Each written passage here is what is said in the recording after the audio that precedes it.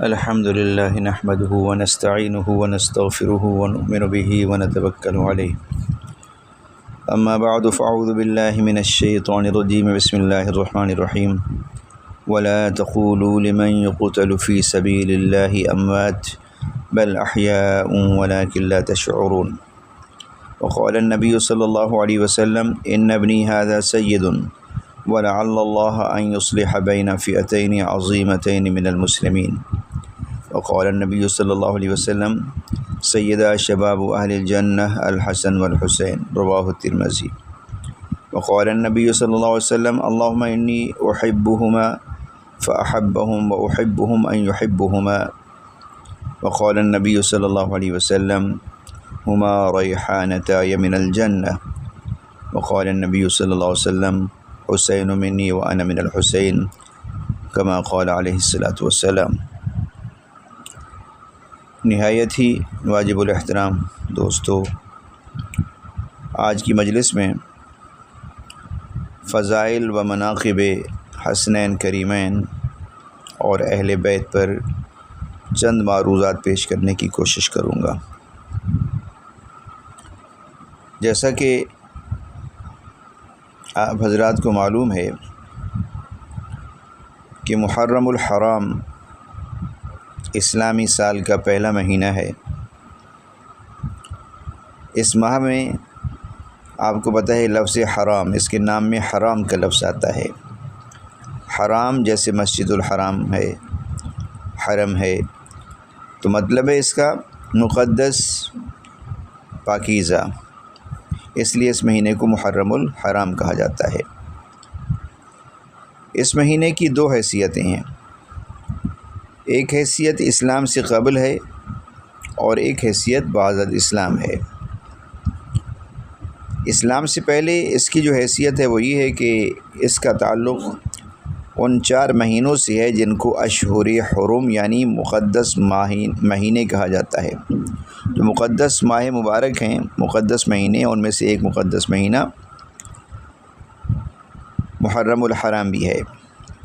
اور وہ جو مقدس مہینے ہیں 4، ان میں ذی القعدہ، ذی الحجہ، محرم، یہ 3 تو متواتر اور مسلسل ہیں، اور ایک رجب کا مہینہ۔ یہ 4 مہینے ازل سے، جب سے اللہ رب العزت نے زمین و آسمان بنائے ہیں، یہ مہینے مقدس چلے آ رہے ہیں۔ کفار بھی ان کا احترام کرتے تھے۔ اسلام کے بعد جو ان کی عظمت ہے وہ یہ ہے کہ حضور نبی کریم صلی اللہ علیہ وآلہ وسلم نے اس ماہ مبارک میں عاشورہ کا روزہ رکھنے کا حکم دیا ہے، یعنی 10 محرم کا روزہ رکھنے کا حکم دیا۔ اس کا ایک پس منظر ہے، وہ میں پہلے اپنے بیان میں بیان کر چکا ہوں۔ تو لہٰذا اس کی ایک اہمیت تو ہو گئی اسلام سے پہلے کی کہ یہ مقدس مہینوں میں سے ہے، اور اس کا روزہ جو ہے وہ رکھا جاتا تھا عاشورہ کا خاص طور پر۔ دوسری جو اس کی ایک اہمیت ہے بعد از اسلام، یعنی اسلامی تاریخ میں اگر دیکھا جائے تو اس میں 2 چیزیں ہمیں سمجھ آتی ہیں۔ پہلی چیز تو یہ ہے کہ اس ماہ کی بالکل پہلی تاریخ میں خلیفہ دوم، داماد رسول، مراد رسول، حضرت عمر بن خطاب رضی اللہ تعالیٰ عنہ کا یوم شہادت ہے۔ بلا شبہ یہ اسلامی تاریخ میں بہت بڑا سانحہ ہے۔ اور اس کے بعد سانحہ کربلا ہے، جو کہ 10 محرم الحرام کو، جس کو ہم عاشورہ کہتے ہیں، عاشورے کے دن کو پیش آیا۔ یہ سانحہ بھی رہتی دنیا تک اسلامی تاریخ میں اسی طرح اہم رہے گا جس طرح کہ پہلے اہم تھا۔ اسی طرح یہ افسوسناک واقعہ ہے کہ قیامت تک اس واقعے سے بڑھ کر کوئی افسوسناک واقعہ مزید پیش آنا ناممکن ہے۔ چونکہ 10 محرم کو نواز رسول حضور نبی کریم صلی اللہ علیہ وآلہ وسلم کے پھول حضرت حسین ابن علی رضی اللہ تعالیٰ عنہ کو میدان کربلا میں شہید کیا گیا۔ اور یہ یاد رکھیے کہ یہ جو حسنین کریمین ہیں، یعنی حضرت حسن اور حسین رضی اللہ تعالیٰ عنہما، ان سے حضور نبی کریم صلی اللہ علیہ وآلہ وسلم کو بہت محبت تھی، شدید ترین جس کو محبت کہا جاتا ہے وہ محبت تھی۔ ان کے فضائل احادیث میں بے شمار، بخاری میں، ترمذی میں، مسلم میں، ابو داود میں، حدیث کی تمام کتابوں میں ان کے مناقب اور فضائل کے بارے میں بے شمار احادیث آپ کو ملیں گی۔ ان میں سے ایک حدیث ہے جس میں آپ نبی کریم صلی اللہ علیہ وسلم نے ارشاد فرمایا سیدہ شباب اہل الجنہ الحسن والحسین، جنت کے نوجوانوں کے سردار حسن اور حسین ہیں رضی اللہ تعالیٰ عنہما، یعنی جنت میں جنتیوں کے سردار حضرت حسن اور حضرت حسین رضی اللہ تعالیٰ عنہما کو قرار دیا گیا ہے۔ اسی طرح آپ سے ہم نے فرمایا کہ اللہم انی احبہما، اے اللہ میں ان دونوں سے محبت کرتا ہوں، فاحبہم، اے اللہ تو بھی ان سے محبت فرما، واحبہم ان یحبہما، اور اے اللہ ان سے بھی تو محبت فرما جو ان سے محبت کرنے والی ہیں، جو ان سے محبت کرے اے اللہ ان سے تو محبت کر، کیونکہ میں بھی ان سے محبت کرتا ہوں۔ ایک اور حدیث میں حضور نبی کریم صلی اللہ علیہ وسلم نے ارشاد فرمایا ہما ریحانتایا من الجنہ، یہ دونوں جنت کے پھولوں میں سے پھول ہیں، جنت کے پھول ہیں یہ دونوں۔ اس لیے آپ صلی اللہ علیہ وسلم کے بارے میں آتا ہے کہ جب آپ حضرت حسن کو اور حضرت حسین کو اپنی گود میں لیتے تھے تو آپ ان کو سونگتے تھے۔ کسی نے پوچھا کہ یا رسول اللہ صلی اللہ علیہ وسلم آپ ان کو سونگتے کیوں؟ آپ نے فرمایا اس لیے کہ یہ جنت کے پھول ہیں، یہ دونوں میرے جنت کے پھول ہیں۔ اور پھر آپ صلی اللہ علیہ وسلم نے یہ بھی فرمایا حسین منی وانا من الحسین، حسین مجھ سے ہے اور میں حسین سے ہوں، یعنی میں اور حسین سمجھو ایک ہی ہیں، حسین مجھ سے ہے اور میں حسین سے ہوں۔ یہ ایک ایسا جملہ ہے کہ جس میں معرفت کا دریا ہے، معرفت کا سمندر ہے، اس کو سمجھنے کے لیے وقت بھی چاہیے، علم بھی چاہیے، اور ذوق بھی چاہیے، اور وجدان بھی چاہیے۔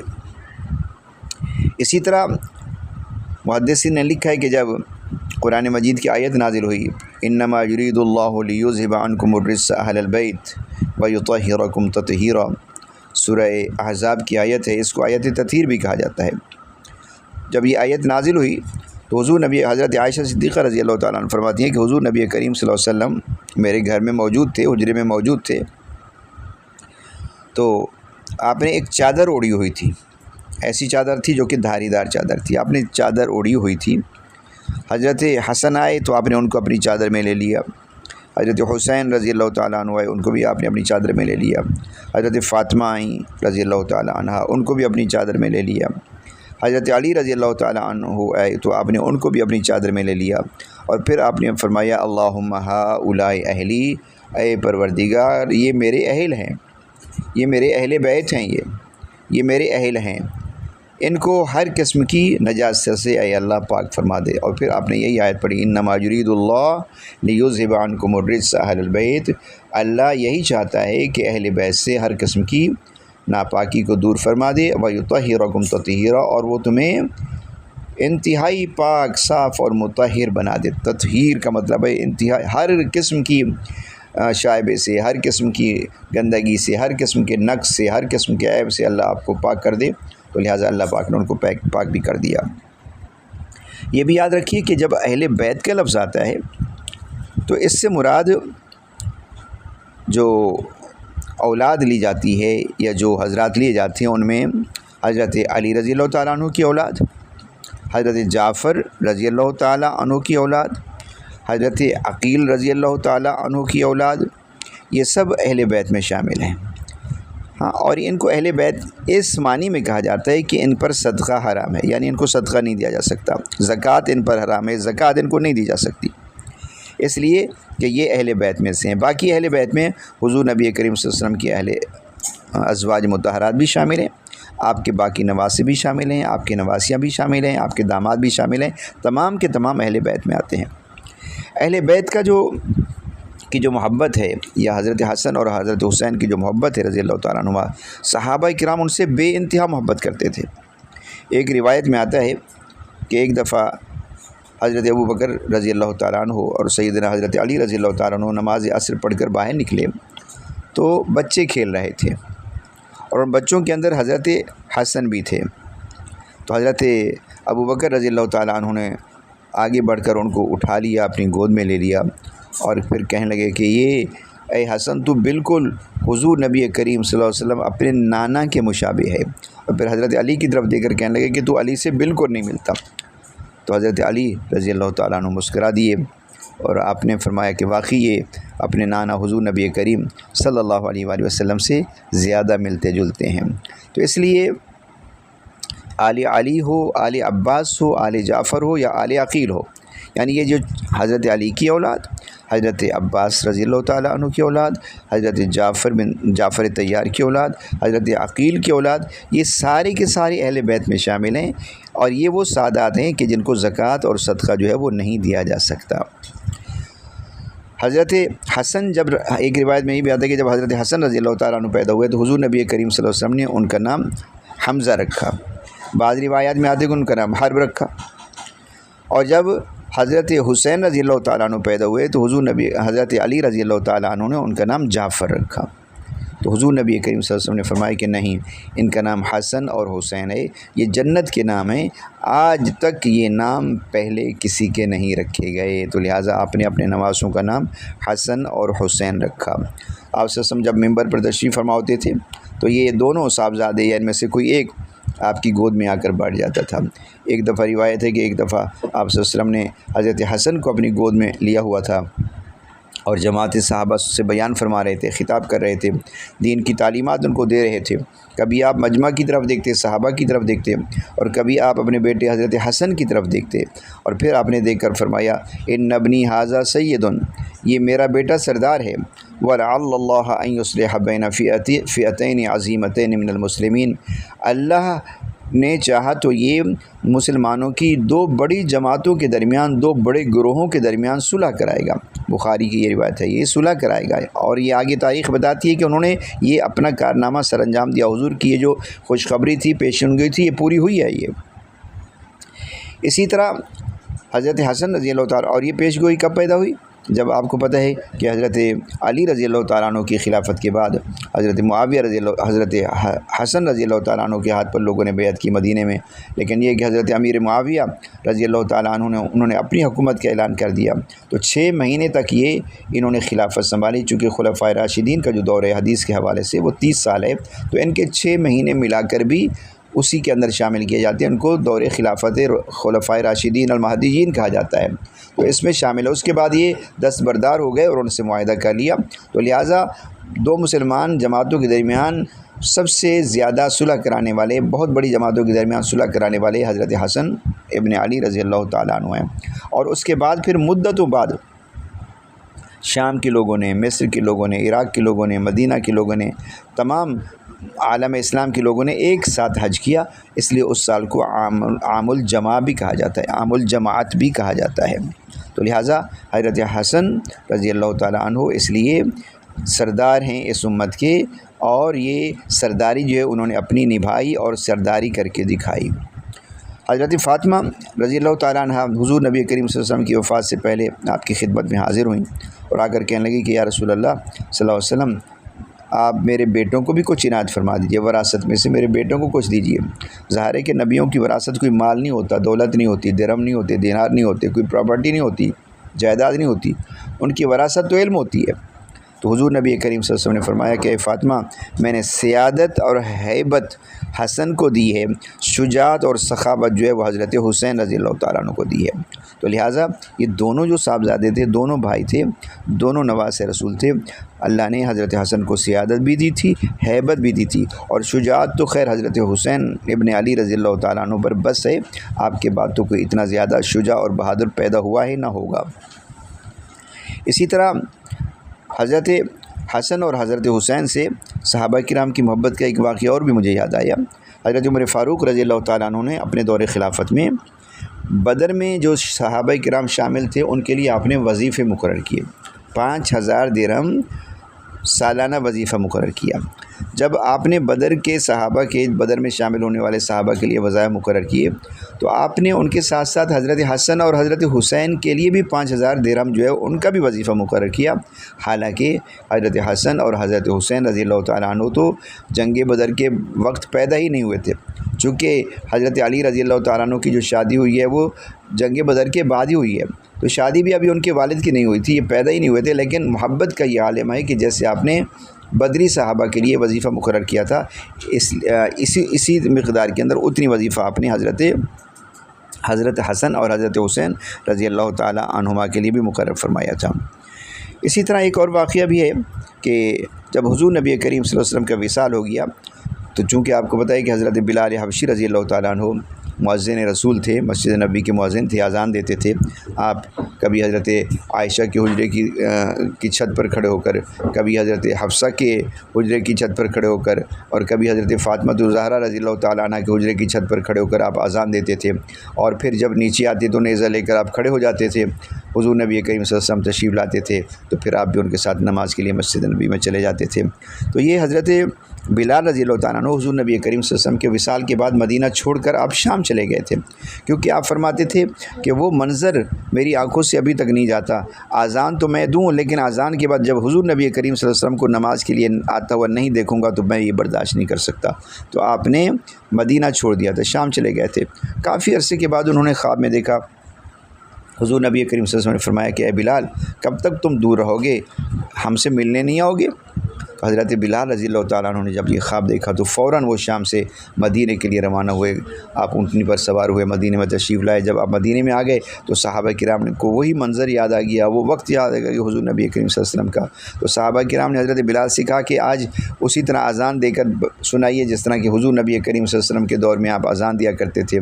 تو حضرت بلال نے کہا کہ نہیں، میں اذان نہیں دے سکتا، چونکہ وہ جو منظر ہے میری آنکھوں میں ابھی تک جو سمایا ہوا ہے، اس منظر کی وجہ سے میں اذان نہیں دے سکتا۔ صحابہ کو بھی پتہ تھا، تو انہوں نے حضرت حسن کو، حضرت حسین کو آگے بڑھایا کہ بھئی آپ بولو کہ حضرت بلال اذان دیں۔ تو جب حضرت حسن اور حضرت حسین نے ان سے کہا کہ چچا آپ اذان دے کر ہمیں سنائیے، تو حضرت بلال رضی اللہ تعالیٰ عنہ ان کی یہ فرمائش رد نہ کر سکے۔ انہوں نے کھڑے ہو کر اذان دی، اور جب آپ نے اذان دی اور اذان کی آواز مدینے میں گونجی تو عورتیں اپنے گھروں سے، بچے اپنے گھروں سے نکل کر آ گئے اور کہنے لگے کہ کیا انما بعث رسول اللہ صلی اللہ علیہ وسلم، کیا حضور نبی کریم صلی اللہ علیہ وسلم کو دوبارہ مبعوث کر دیا گیا ہے، دوبارہ بھیج دیا گیا؟ تو یہ منظر تھا۔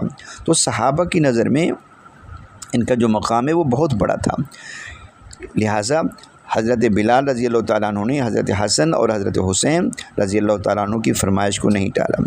باقی آپ کو پتہ ہے کہ حضرت بلال رضی اللہ تعالیٰ عنہ جو نیزہ لے کر کھڑے ہوتے تھے، آپ نے دیکھا ہوگا کہ ریاض الجنہ میں جو ستون بنے ہوئے ہیں نا، سفید ستون بنے ہوئے ہیں، وہ سفید ستون جو ہے وہ ریاض الجنہ کے ستون کی علامت ہے، اور پھر ان ستونوں کے اوپر کچھ لکھا ہوا ہے، خاص نام لکھا ہوا ہے ایک، اور ان کا ایک خاص مقصد ہے، اس کا خاص مطلب ہے۔